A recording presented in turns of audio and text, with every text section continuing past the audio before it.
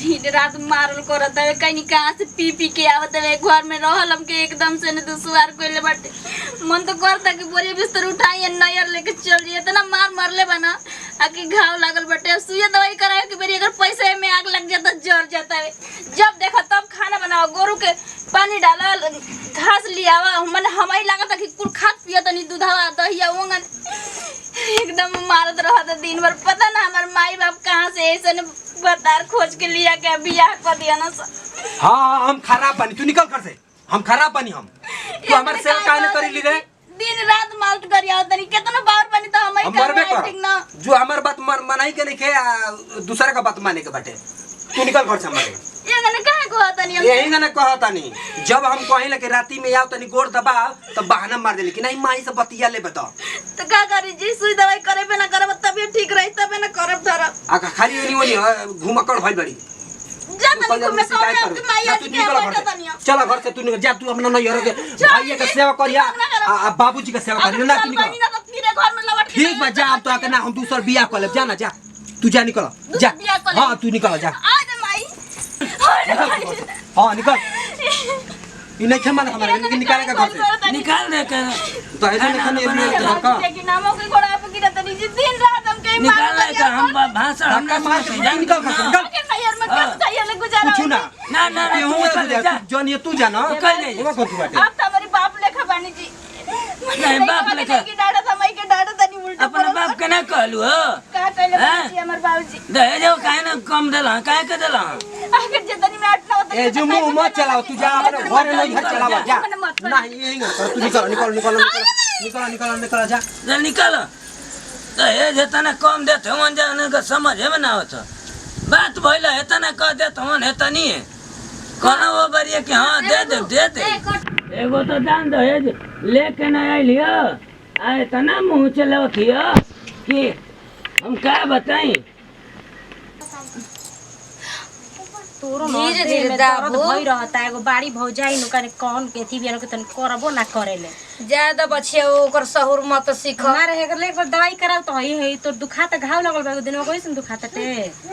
ज्यादा मर जेब त ठीक रही ई का बोललिस हम रे बस ई चाहतनी कि बियाह शादी हो जाए चल जा तो मरे के नाम काहे लेबेलिस का ठीक न रही ए भाभी तुम रोटी बना दो माई के तो दवाई देवे के बाटे मने सब काम हमारे जीवे में का हम ही रोटी बना के दम त खइबू अपने से ना बना के का करे रोटी ना बना सब कौन के बाहर जगह का काम करे घरे में करे के बाटे घरे में बहुत काम करतनी हम तू जा कर के हाथ जोड़तन जा हम बना ले ठीक बा हां बना के खा हम हमरा नहीं के बना के देवे के सब कोई जा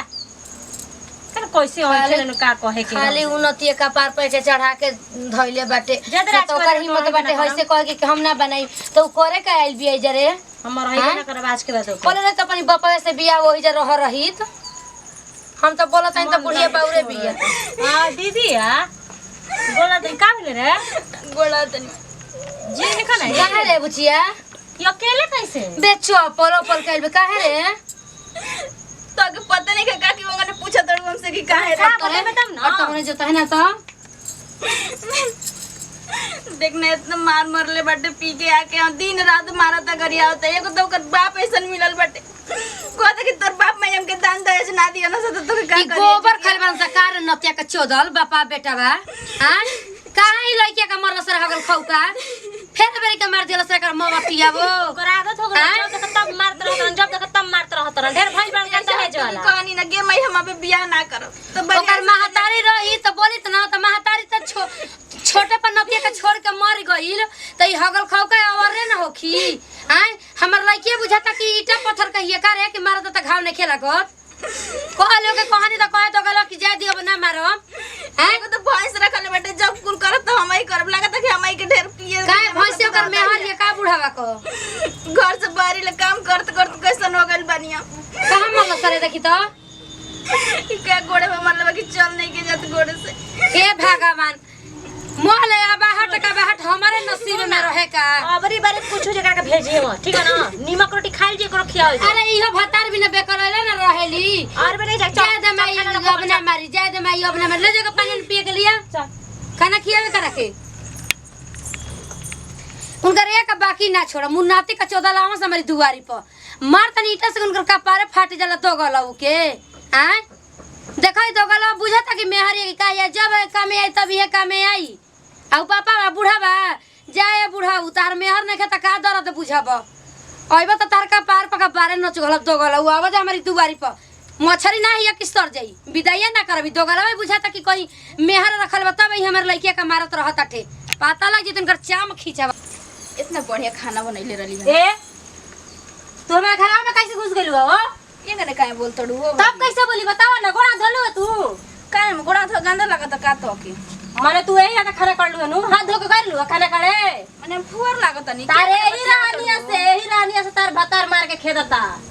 तार हनिया जन बा ना तू हमर भौजाई है तो ये गने मैं न मारबो कि फतर मार के खेलत आवे हम न मारम त के मारी जैसन चल रहन बा ना ठीक करत भतार तार मार मार के भागावता घर से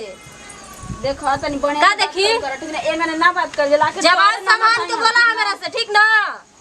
ढेर ऊंचा आवाज में हमरा से ना तो बोला आ गइल छाती को मुंह तारे खातिर 2-3 आदमी कम रहला का एगो मरद बा हमार कमात का कहल जाला ओकर एती हो गइल बा हाँ? मत बोलो ना पगला जी मरद हमार कमात हम तोरी सगे काम धंधा ना करे ना कि हम बहनिया ना करे लेकिन गने तू बोलो तड़ू खिस हटैले रहले जौने कपार पर के बोझा आई के फिर कपारे पर बैठ गइलू तांडव करबू का कपार पर माने हम बोले लागत नहीं तब का बोझा ना त का बनू तू जा हे भगवान सही कर लिया कि अपन घर बनल है ना तो सबके पूछे अब बतावा 2 दिन आइले ना बैल में भौ जाइए गने सासन हमारी पर करे लगा चल अब तो सही के ना बाटे बतावा सही कर लिया कि अपन घर अपने वाला नैयर कितना अगर ससुर कितना खराब रही ना तो अपने काम आई नैयर ना आई बतावा भौ जाई के गने हमके उल्टा सीधा बोलती है डांटती है दिन रात कितना हम खा लेते यार पेटे भरना खाना खाई तो हमारे कहती कि इतना खाना खाती है इतना ही देख के जरती है जब भी अपन भौजाई हो के इतना हमके शासन देती है तो 12 का आदमी हमके कितना कही हम क्या करी माई का भौजी का मुंह देखे लागत है अरे भौजी के कोई देनिया में हम ऐसा नहीं छुन्नर पैदा भइल भी है ना कि घर में हमारे रह के मन नहीं करते लेकिन हम मर्द के चलते हमें घर में रहता नहीं अब क्या करी हम तुमके समझ में नहीं किया कुछ अब क्या करी मर्द वैसे नहीं मिल गई बटे अब बाप हमारे इतना गरीब है बना एगो इतना बोड़ बहन भी है अगर हम छोड़ के जो रह जाते नहीं तो हमें शादी भी थोड़ी ना को पैया जा अब तो हमारी मर गईला में ही भलाई बटे अब क्या करी न वही जो सुख बने यही जो सुख बटे इससे बड़े कि मरी जाते ठीक है अब चलो तनी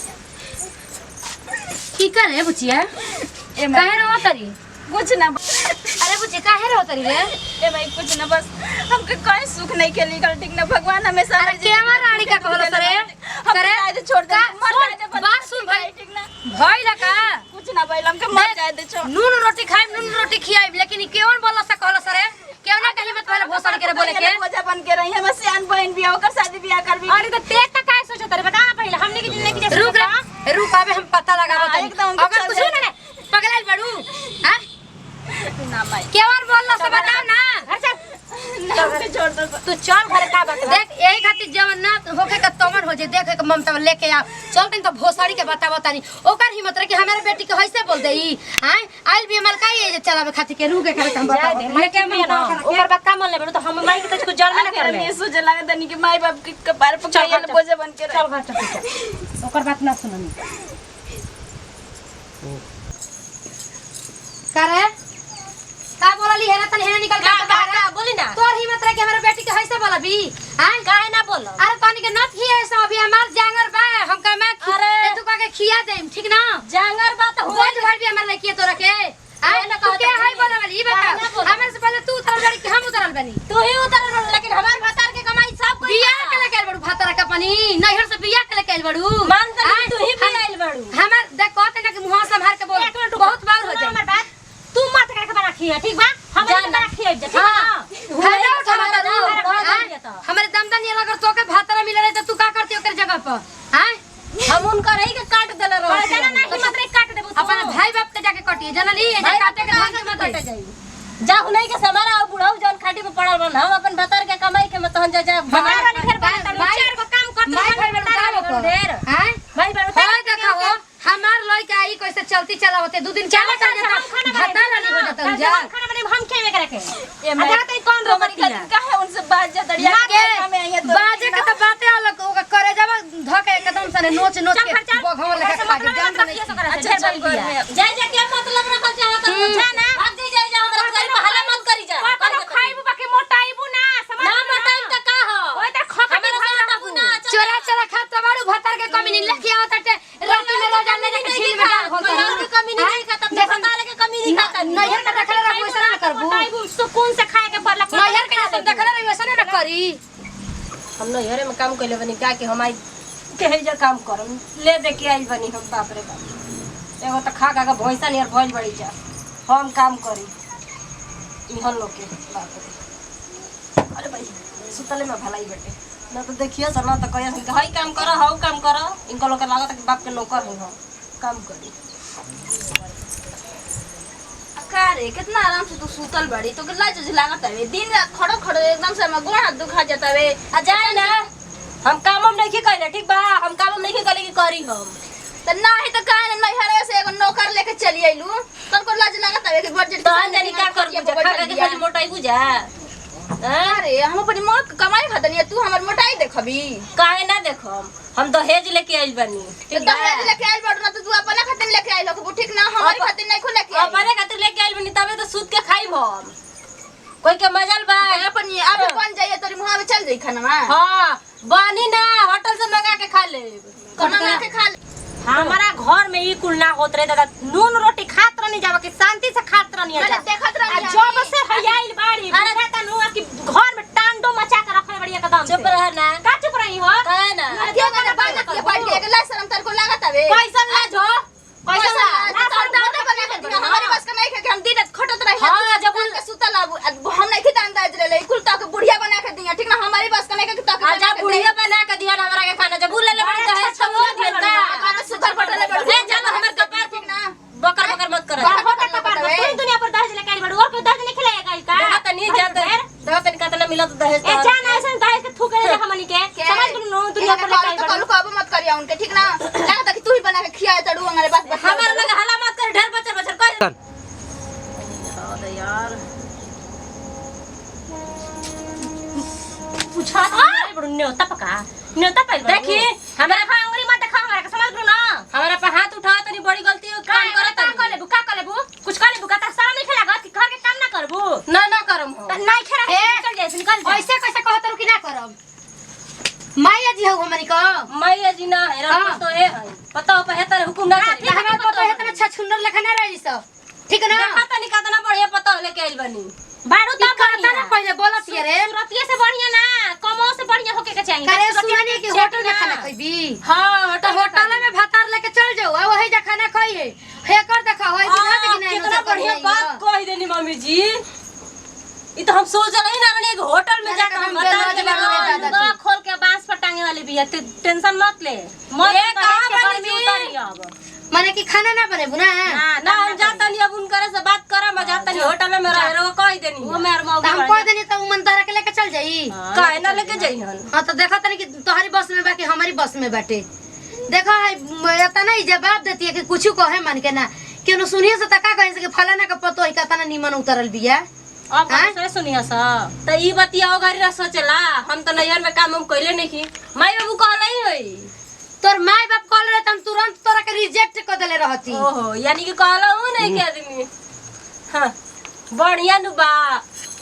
दहेज लेला बड़ू त करबू ना तो जइबू कहां ना तो तोहरा के हमें बार हम दहेज आए तू करवा देतनी आओ ओकरा के हम बतावो तनी गलती भैया में बटे समझ लो भैया कपार पे खाली चाक रखले बना अब घर ही चली ओली ना हम समझ गए बनी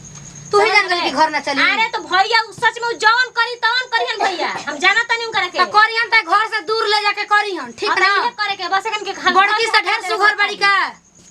गोरैया सुंदरता है तू लेके आदमी ना चटेला काम धंधा देखेला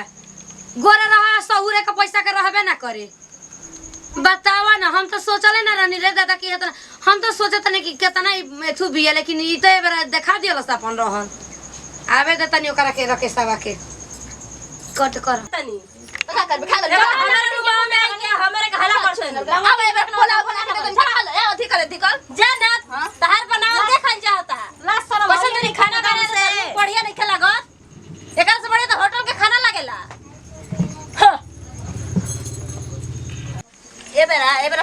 होइए के रही दिन भर खा लेती है एक थरिया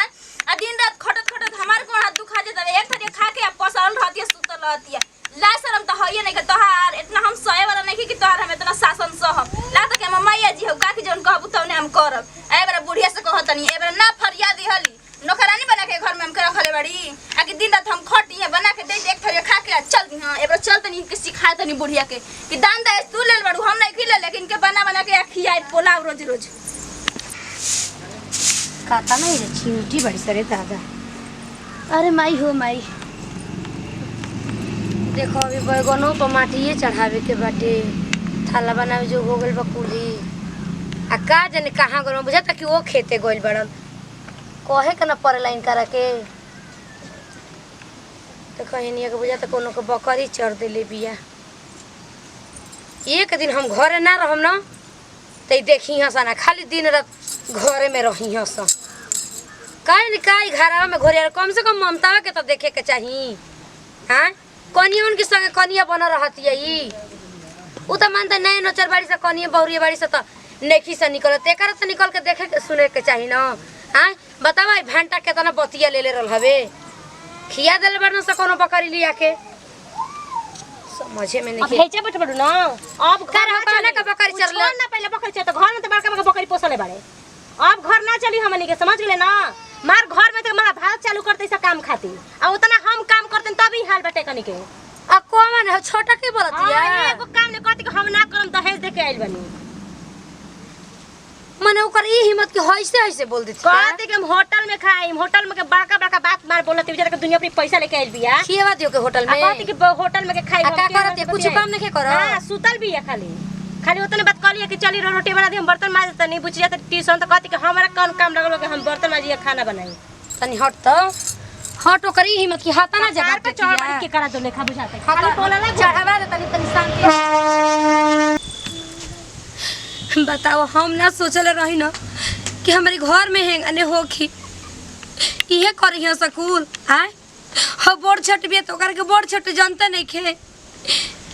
एक गोड़ पर दौड़त रहनी करे कि चल हमर छोट पतोही आवतिया लेकिन होते त अपन घर के रहन देखा दिहल